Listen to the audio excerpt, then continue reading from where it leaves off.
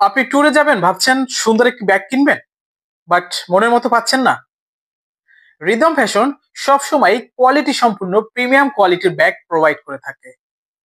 আমার হাতে দেখতে পাচ্ছেন R49 মডেলের লেটেস্ট ভার্সন। এই ব্যাগটিতে রয়েছে ডিজিটাল লক সহ এবং সুটকেস ফ্যাসিলিটিস।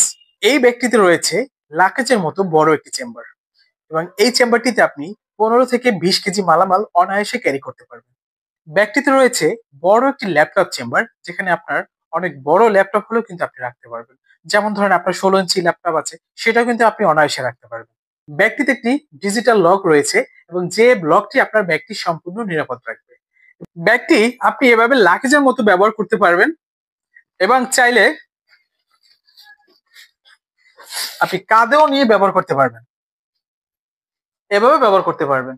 ব্যাগটি যখন ওভারলোড হয়ে যাবে তখন কিন্তু জিপারে প্রবলেম হওয়ার সম্ভাবনা থাকে। আর সেই জন্য কিন্তু আমরা এই ব্যাগটিতে চারপাশে চারটা আমরা লক সিস্টেম করে দিয়েছি, যাতে আপনার যাতে আপনার জিপার গুলো একদম সেফ থাকে।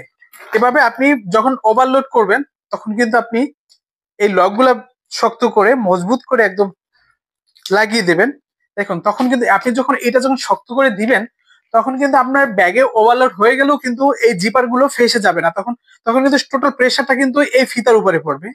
সো আপনি বুঝতেই পারছেন আমরা এমন ভাবে ব্যাগটা তৈরি করেছি যাতে আপনি দীর্ঘদিন ব্যবহার করতে পারেন।